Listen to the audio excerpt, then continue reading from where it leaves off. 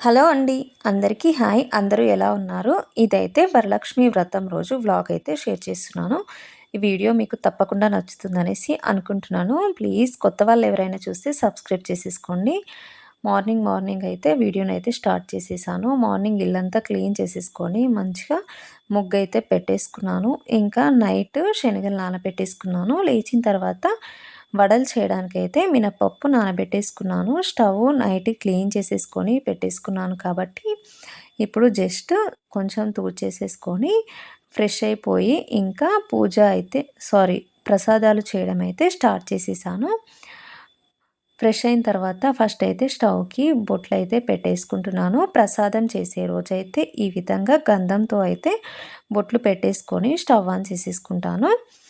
ముందుగా అయితే ఫస్ట్ శనగల్ని ఉడికించుకుంటున్నాను. ఫాస్ట్‌గా ప్రసాదాలు చేసేసుకొని పూజ అయితే తొందరగా చేసేసుకుందాం అనేసి అనుకుంటున్నాను. నేనైతే 5 రకాల ప్రసాదాలనైతే చేసేస్తున్నాను. వరలక్ష్మి వ్రతం అంటే టెన్షన్ పడకుంటూ పనులు చేసేసుకోండి. నిదానంగా మనము చేసేసుకుంటేనే చాలా ప్రశాంతంగా పనులనేవి అయిపోతాయి. మనం ఎక్కువ టెన్షన్ పడుతూ ఉంటే ఇంకా లేట్ అవుతూ ఉంటాయి. ఆ రోజు చాలా పనులే ఉంటాయి. ఎందుకంటే మనము ప్రసాదాలు చేసేసుకొని ఇంకా అమ్మవారికి పూజ చేసుకునేసరికైతే చాలా టైం పడుతుంది. ఒక సైడ్ అయితే శనగలు పెట్టేశాను. ఇంకొక సైడు దద్దోజనంకి రైస్ కుక్కర్‌లో అన్నం అయితే పెట్టేసుకున్నాను. ఇంకా దద్దోజనం చేయడానికైతే అల్లం ముక్కల్ని చిన్న చిన్నగా కట్ చేసేసుకుంటున్నాను. ఇంకా ఇవి దద్దోజనంలో వేయడానికి, ఇంకా వడల్లో వేయడానికి కూడా ఒకేసారి కట్ చేస్తున్నాను. ఇంకా పులిహోర కూడా చేసేస్తాను. పులిహోరలకు కూడా పచ్చిమిర్చి అయితే కట్ చేసేసుకొని పెట్టేసుకుంటున్నాను. మీరు ఈ వరలక్ష్మి వ్రతం రోజు పూజ చేసుకున్నారా? లేకపోతే నెక్స్ట్ వారం చేసేసుకుంటారా? అనేది కామెంట్ సెక్షన్‌లో కామెంట్ చేయండి. కొందరికి వీలు పడని వాళ్ళైతే మళ్ళీ ఒక వారం అయితే చేసేసుకుంటారు కదా! అందుకనేసి ఈ వీడియో మీకు ఎవరికైనా యూజ్‌ఫుల్‌గా ఉంటుందనేసి నేనైతే షేర్ చేస్తున్నాను. దద్దోజనం చేయడానికి అన్నాన్ని ఒకసారి ఇలా వేడిగా ఉన్నప్పుడే గ్లాస్‌తోని ప్రెస్ చేస్తే మంచిగా మెత్తగా అవుతుంది. ఇలా చేసుకున్న తర్వాత అప్పుడు పెరుగుని కలుపుకోవాలి. నైటు పెరుగు తోడు పెట్టుకున్నాను కదా! ఆ పెరుగైతే ఇందులో వేసేస్తున్నాను. పెరుగుతో పాటు కొంచెం గోరువెచ్చని పాలను కూడా కలుపుకుంటే దద్దోజనము నైట్ వరకు ఉన్నా కూడా పుల్లగా లేకుండా, ఇంకా గట్టిగా అవ్వకుండా అన్నము ఉంటుంది. ఇంకా ఇంకొక సైడ్ అయితే పోపయితే పెట్టేసుకుంటున్నాను.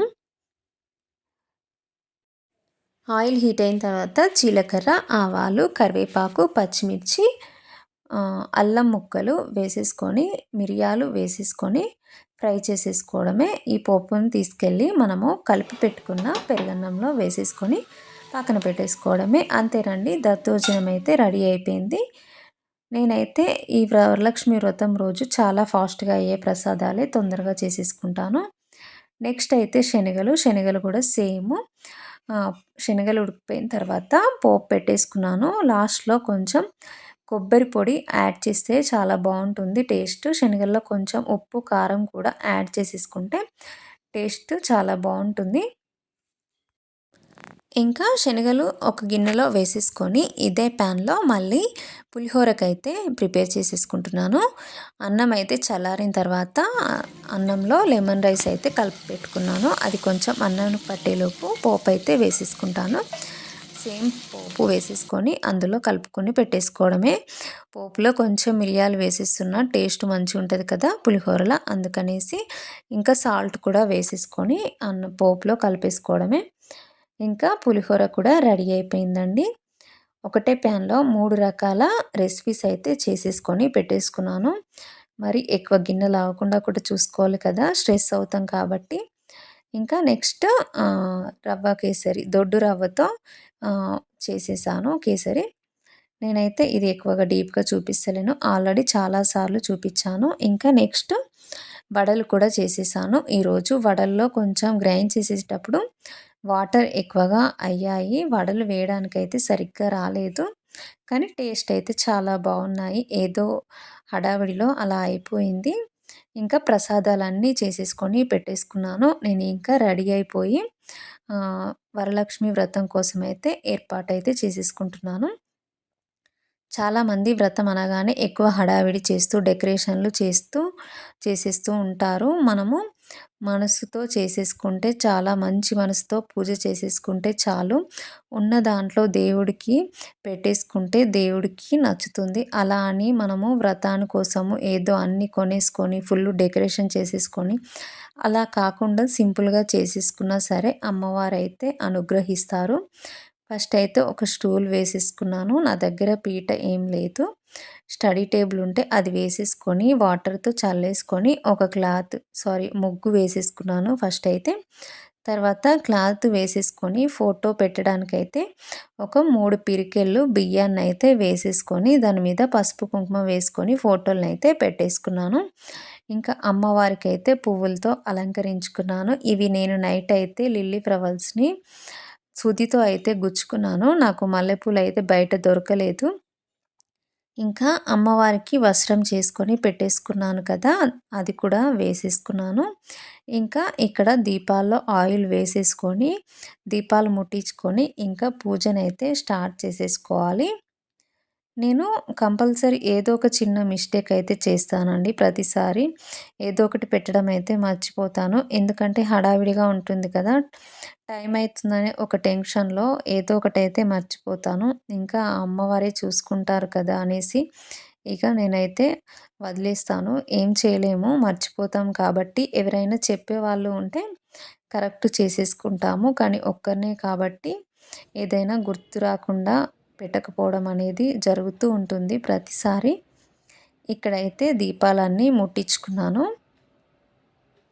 నేనైతే ఒక కోరిక అయితే మనసులో కోరుకున్నాను. మళ్ళా నెక్స్ట్ ఇయర్ వరలక్ష్మి వ్రతం కోసమైనా మేము సొంతింట్లో చేసేసుకోవాలని అనుకుంటున్నాను. సొంతింట్లో చేసేసుకుంటే కొంచెం ఇంకా బాగా చేసేసుకుంటా అనేసి మనసులో అయితే అనుకున్నాను. దేవుడికైతే అదే చెప్పేసుకున్నాను.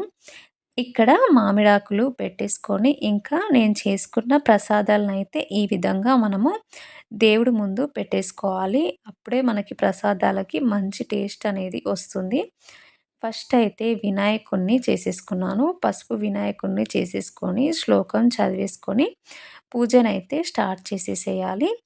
నేనైతే వరలక్ష్మి వ్రతం రోజు వినాయకుడిని చేసుకున్న తర్వాత వినాయకుడికి పూజ చేసిన తర్వాత పసుపు గౌరమ్మనైతే చేసేసుకుంటాను. పసుపుతో గౌరమ్మని చేసేసుకొని పూలు, అక్షంతలు వేసేసుకొని దేవుడికైతే మొక్కుకున్నాను. ఇంకా పసుపు గౌరమ్మని చేసుకున్న తర్వాత పసుపు గౌరమ్మకి వస్త్రం కూడా పెట్టేస్తాను. ఇంకా తోరం కూడా అమ్మవారికొకటి, ఇంకా నాకొకటైతే ప్రిపేర్ చేసేసుకున్నాను. ఇక్కడ నేను అమ్మవారికి తెచ్చిన సారీని ఇంకా వాయనం అయితే పెట్టేసుకున్నాను. వాయనంలో సారీ, బ్లౌజ్ పీసు ఇంకా బనానాలు, గాజులు, పోకలు, వక్క, పసుపు, కుంకుమ ప్యాకెట్స్ అయితే పెట్టి అమ్మవారికైతే నివేదించుకున్నాను.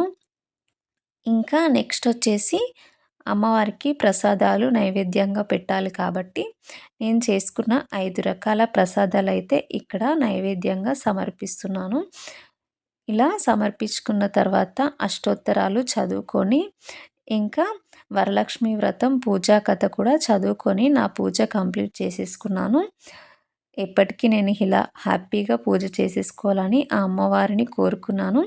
నాకైతే వరలక్ష్మి వ్రతం రోజు చాలా ప్రశాంతంగా అనిపిస్తుంటది. ఆ అమ్మవారిని చూస్తూ ఉంటే. చూడండి మనకు ఉన్న దాంట్లో కూడా మనము చాలా ప్రశాంతంగా, హ్యాపీగా పూజ చేసేసుకోవచ్చు. అందరూ పెట్టే వీడియోస్ చూసుకుంటూ మనం ఇది కొనుక్కోలేదు, అది కొనుక్కోలేదు అని బాధపడడం కాదు. మనము మంచి మనసుతో పూజ చేసుకుంటే చాలు. అమ్మవారి అనుగ్రహం అయితే ఉంటుంది. మీరు ఏ విధంగా పూజ చేసుకుంటారో నాకైతే కామెంట్ సెక్షన్‌లో కామెంట్ చేయండి. నేనైతే ఈ వీడియో మీకు నచ్చిందనేసి అనుకుంటున్నాను. వీడియో నచ్చితే ప్లీజ్ తప్పకుండా లైక్ చేయండి. ఇంకా కొత్త వాళ్ళు ఎవరైనా చూస్తే ఇప్పుడే సబ్స్క్రైబ్ చేసేసుకోండి. ఇంకా నా ఓల్డ్ వీడియోస్ అయితే చూడ్డానికైతే ట్రై చేయండి. ఇంకా లాస్ట్ అమ్మవారికి ఒకసారి అక్షంతలు వేసేసుకొని మంచిగా నమస్కరించేసుకొని పూజ అయితే కంప్లీట్ చేసేసాను. ఇంకా నేనైతే